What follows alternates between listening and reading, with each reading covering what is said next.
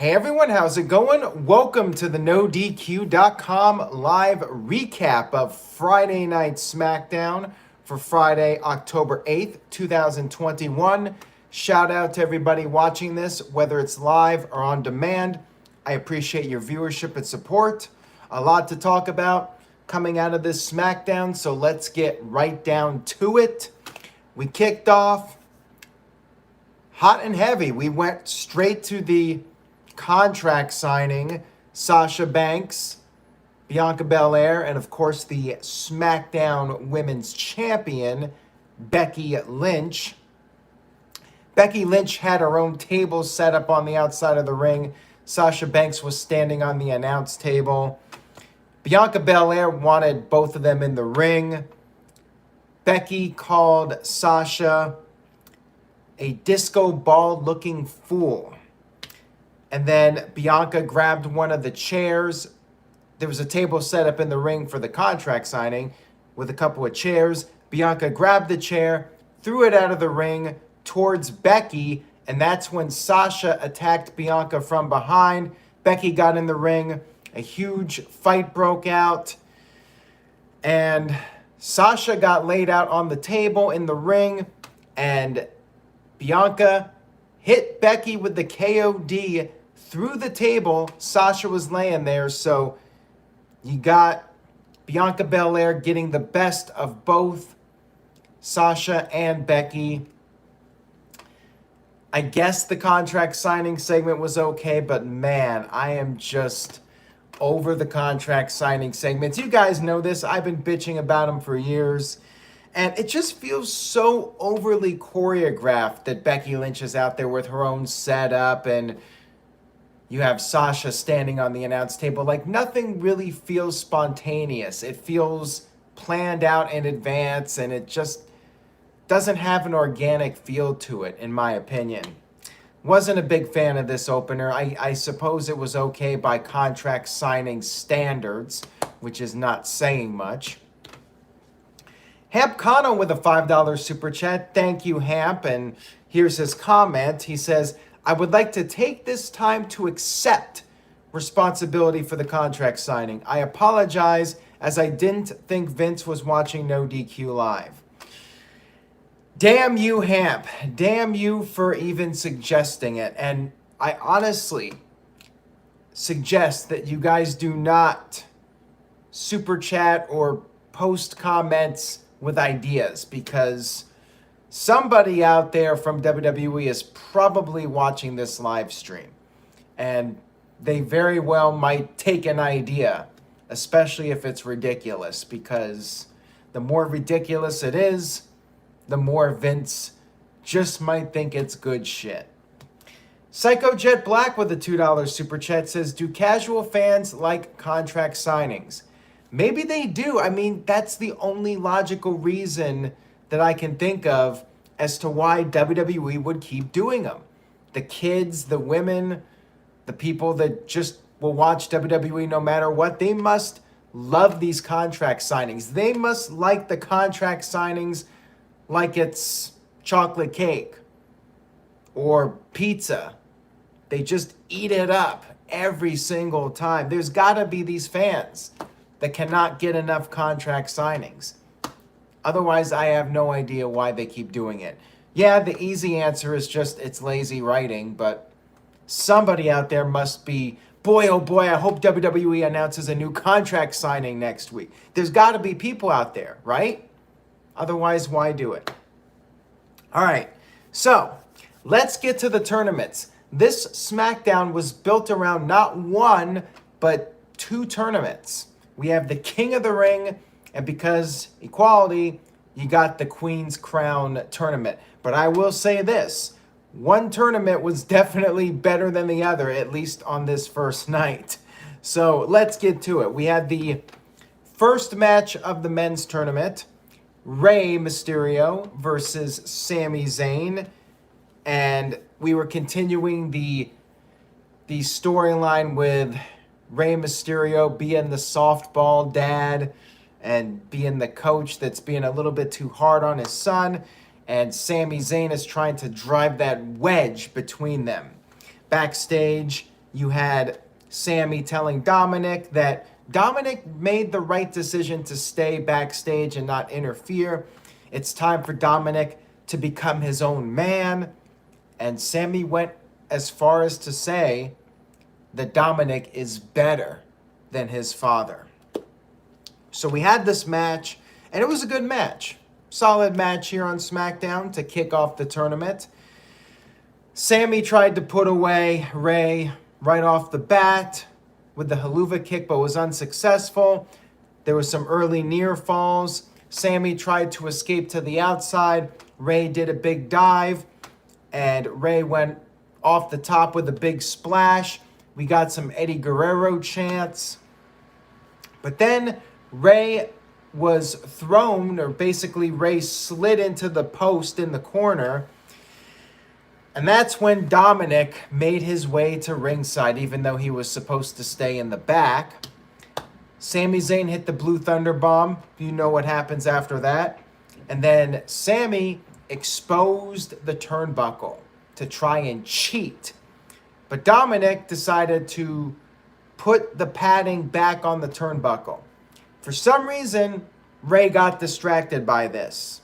Stupid babyface, even though Sami did it, and Rey could just easily let Dominik do that, put the padding back on. Rey got upset about this. I guess he was just upset that Dominik was out there in the first place. But stupid babyface, just let it go, man. Just focus on the match. You're a veteran. You should know better.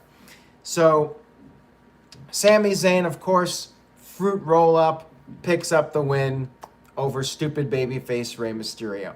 Match was good, but, you know, I just don't buy the stupid babyface routine, especially when it's a veteran like Rey Mysterio. If Dominik gets distracted, I can kind of understand that more. I can suspend disbelief. But when Rey does it, I'm sorry, I just don't buy it. Shanti with the $2 super chat says, watching from the beginning, I'll hear this in the future. Well, thank you, Shanti, for watching this. I appreciate it. And maybe you'll catch up if you forward a little bit. But either way, I appreciate the super chat. We had a video package for Hit Row. Of course, the draft moves do not officially come into play until after Crown Jewel. That's fine. Hit Row, finish up on NXT, and then they debut on SmackDown. We had a recap of Edge and Seth Rollins, with Rollins showing up at Edge's home. Rollins cut a promo, said that he has not crossed any lines, basically saying that Edge is a jerk, and, well, Rollins was just doing what he needs to do, and he beat Edge with an illegal move at Madison Square Garden. So as far as he's concerned, he has not crossed any lines. We had our first match in the Queen's Crown Tournament. Toni Storm versus Zelina Vega. WWE is now giving Toni Storm an 80s rocker gimmick. Toni Storm is a big fan of 80s music.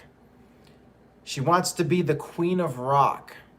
And that's pretty much the only Queen title she's going to get at this point, because we had a very short match here, and Zelina Vega, who has lost almost every match since she returned to WWE, she beat Toni Storm clean. Toni Storm barely getting TV time, and she loses to Zelina Vega in a very short match, which went like a minute and a half. This sucked, you know. You give the women a tournament, but it's basically a joke of a tournament. And we'll talk more about that here in a few minutes. Psycho Jet Black with the $2 super chat says, should Hit Row be a face or heel group? Good question. I would probably go with the face group right now. Perhaps they could feud with the Bloodline and maybe even get a title opportunity at some point. Now that the Street Profits are over on Raw, or they're going to be on Raw, you can have Hit Row perhaps challenge for the tag team titles against the Usos. You know, I would definitely bring them in strong and, you know, Bloodline versus Hit Row might be an interesting feud. And maybe, just maybe, Hit Row might win the tag team titles and give them a win over the Bloodline. That would put them on the map. All right. So now we move on here. I feel terrible for Toni Storm. Like, they clearly got no direction for her. They're trying to make her this rocker chick. Psycho Jet Black with the $2 super chat says, WWE should replace 205 Live with an all-women show. Well, I mean, if they cannot even do a tournament right, then I'm not sure how that would play out. I just don't know. We had the Bloodline arrive for a promo, and this was one of the highlights of SmackDown this week. Roman Reigns said that Paul Heyman got the job done, got the Usos drafted to SmackDown, and the fans needed to acknowledge Paul Heyman. Of course, the fans booed, but then Reigns, he got serious with Heyman. He said that he loves Heyman, but he wants Heyman to come clean and admit that Heyman was responsible for Brock Lesnar becoming a free agent. Crowd chanted Suplex City, chanted We Want Lesnar. Heyman said he is loyal and faithful to his tribal chief. And he has been accused of many things, guilty of many of those things that he's been accused of, but he is not stupid. Heyman said that if he was smart, he would not give anything away that he is working with Brock Lesnar. He would wait until Crown Jewel to pull the trigger on that. And he said that Reigns would never pick a stupid man to be the consul to the tribal chief. Reigns told Heyman to look at the camera and tell Brock Lesnar what is going to happen at Crown Jewel. Heyman got on the mic, looked at the camera, and said that the wise man has been outsmarted this one time, but at Crown Jewel, Brock Lesnar will meet his match. Just like people said The Undertaker could not be beaten, Brock Lesnar did it at WrestleMania. And at Crown Jewel, winner and still Universal Champion, Roman Reigns. And that's not a prediction, that is a spoiler. And Heyman finished the promo by saying, believe that. Heyman got down on his knees. He was praying to the tribal chief. And for now, it looks like all is good in the Bloodline camp. Really good segment here. Heyman was fantastic as usual. Hamp caught him with a $5 super chat, says, I say put Heyman in a cage above the ring during the match. Damn it, I did it again. What's wrong with me? I have a better idea. I would not mind seeing Paul Heyman being the special guest referee for this match. If they're going to do something with Heyman in the middle, I like the idea of him being a referee. Whose side is he going to be on? I think that would be intriguing. And if you're going to do an angle to build a future match, maybe WrestleMania 38 if The Rock is not going to be there, I like the idea of doing something like that where Heyman is the referee, screws Brock Lesnar at Crown Jewel, and then Brock Lesnar comes back whenever they do the rematch, whether it's Royal Rumble or WrestleMania. You have that angle to set up a rematch in the future. And they could just do a straight up match where Heyman screws over Brock Lesnar, but I'm thinking that's what's going to happen. Brock Lesnar will be back on next week's show, and I do think they should do something where it looks like maybe Heyman is not going to be aligned with Roman Reigns. Maybe he's going to stay with Brock Lesnar. You gotta keep people guessing. And then at Crown Jewel, Heyman screws over Brock. Report Card Radio says, well, what if they do this to turn Roman Reigns face? I think that's a bad idea. I do not think that they should go that route where Paul Heyman goes back with Brock Lesnar. I think that that would be a mistake. I definitely think Heyman should screw over Brock and firmly be aligned with Roman Reigns. But they got to do something next week to tease that maybe Heyman is going to stay with Brock after all. We had Rollins once again wanting to know where Edge was, and Rollins had a photo of Edge and Beth Phoenix, which he took from their house. That son of a bitch. We then had the second match in the Queen's Crown tournament. We had Carmella versus Liv Morgan. Rematch from Extreme Rules kickoff, I think. And they did an angle last week where there was no match. Carmella put her mask on again, and she put the Code of Silence on pretty quickly. Liv was grabbing at the mask, which broke the hold. That was clever on her part, but wasn't enough to beat Carmella. Carmella picked up the win with a super kick in another very short match, I think like 2 minutes. There was a stat on Twitter. I'm not sure if this is accurate. I did not time it, but apparently Roman Reigns' entrance on SmackDown was longer than the two women's matches combined. I believe it. I do not know if that's completely accurate, but it sounds accurate. The two matches total, it was like 3 minutes and 30 seconds or something like that. It's just a waste of time. This tournament's a waste of time. Like, why not say, hey, we're going to do the King of the Ring tournament right now. Later this year, after the King of the Ring tournament, we're going to do a Queen's Crown tournament for the women. Like, that way you can focus on one tournament at a time, give more match length to the tournament matches, make the tournament seem like a bigger deal. I'm not the biggest fan of the men's tournament either. First of all, Shinsuke Nakamura just gave up the crown, and he wasn't even entered into the tournament to defend it. Like, what?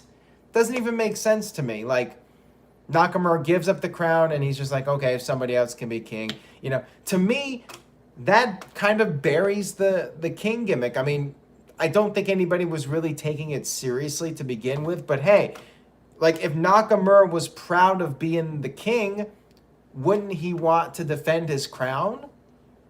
Like, the fact that he would just give it up, not even enter the tournament, makes it seem like it's not important. Nothing is on the line. Like, the King of the Ring winner should be getting a title match, guaranteed, at Survivor Series or Royal Rumble or something significant.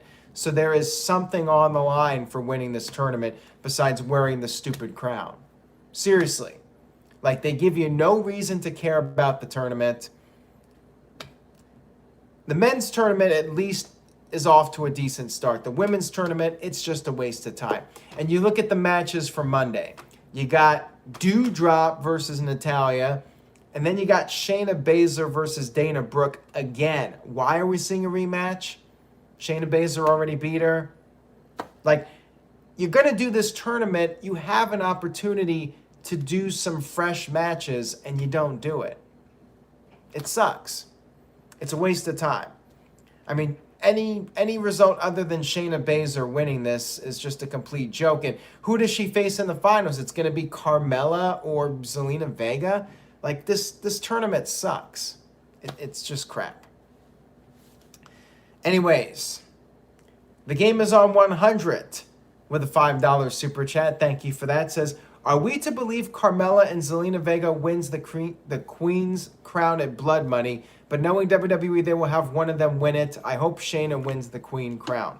I mean, Shayna's the only clear winner based off of the bracket, but like the final match is going to be lackluster because it's either going to be Carmella or Zelina Vega against Shayna Baszler at best, and that's if Shayna wins.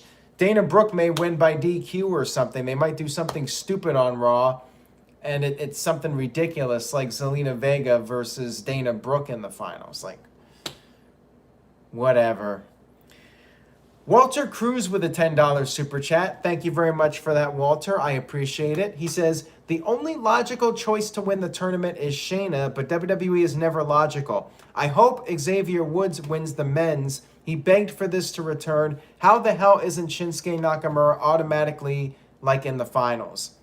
I'm with you on Shinsuke Nakamura, like I said. And Xavier Woods, I would be totally fine with that. Since Big E got the WWE title, Xavier Woods, former WWE champion, give Xavier Woods a big win.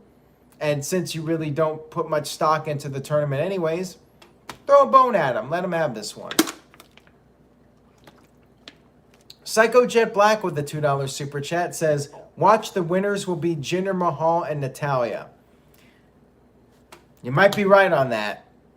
Would not shock me. I mean, anything's possible at this point. I would be not satisfied with that, but I could definitely see that happening. Joey Perez wants King Wood. I think we all like a little bit of King Wood. That would be something. All right. We had Mace interviewed, and he said that he's not there for competition. He is only there to annihilate. He only sees prey in WWE. We had a Happy Talk segment with Happy Corbin and what's his name? Madcap Moss. I mean, this was another stupid segment. They were making lame-ass jokes. You know, Abraham Washington and Tony Atlas 2.0. Kevin Owens ran down, had enough, but he got overwhelmed. He got beat up. And that was the segment. It was literally like 2 minutes long. And, you know, I've been saying this for weeks. I think the Happy Corbin gimmick is crap. And Kevin Owens, who knows what's going on with him, where he's going to be in 3 months. Will he still be with WWE? Is he AEW bound? I guess we'll have to wait and see. And then backstage, Naomi wanted to know why she wasn't entered into the tournament. Sonya Deville said that Naomi is not worthy, but said that Naomi will get a match next week against her. Sonya Deville returning to the ring, or is it an angle? Next week, apparently we're getting the match, but I am not buying it. I smell a rat here. This seems like it's going to be something where Sonya Deville comes out and says, well, I changed my mind. You're facing this person instead. But we'll see. I would like to see Sonya back in the ring, but this smells like some kind of angle to me. Some kind of swerve.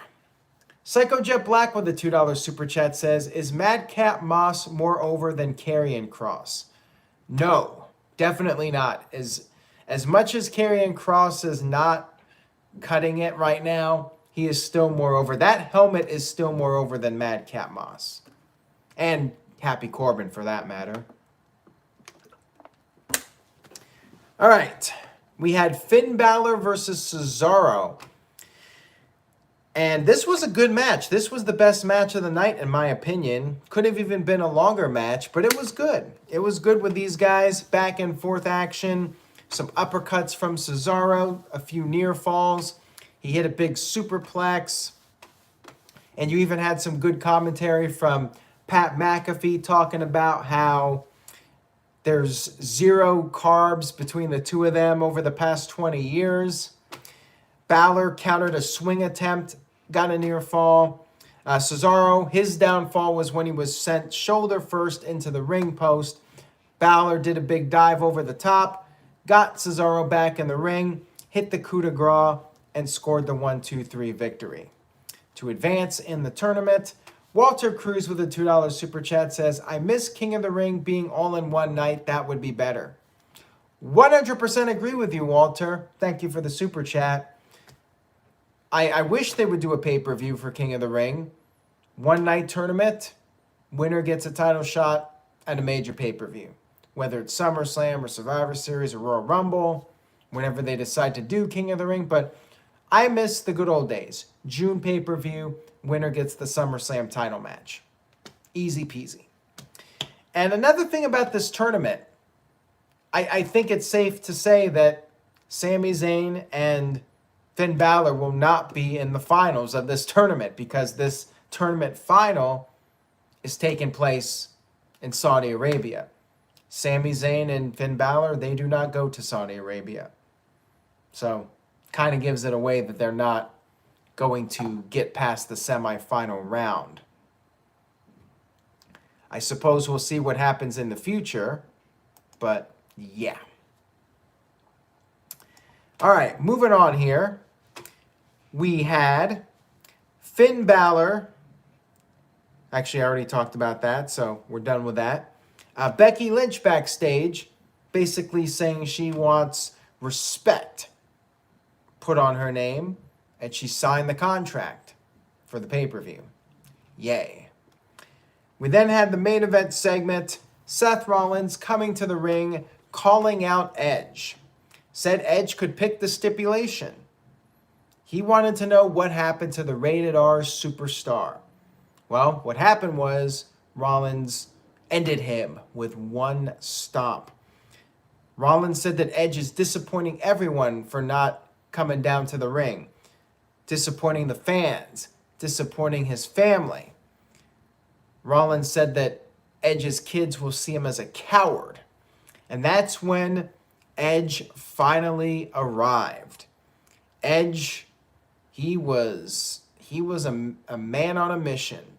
He rushed down to the ring. Rollins grabbed the chair, but before he could use it, Edge hit him with a spear, took him to the outside of the ring, threw Rollins over the announce table. Pat McAfee got caught in the crossfire. That was a fun little moment. And then Edge grabbed that piece of the chair rod. He was going to use it, but Rollins managed to escape, rolled to the outside of the ring, and then Edge got on the mic, and that saying goes, be careful, or what's the saying? Like, I'm not sure what I'm even trying to say here, but basically, Rollins said that Edge could pick the stipulation. So careful what you say, because Edge made the match for, I think, Crown Jewel. It's going to be a Hell in a Cell match.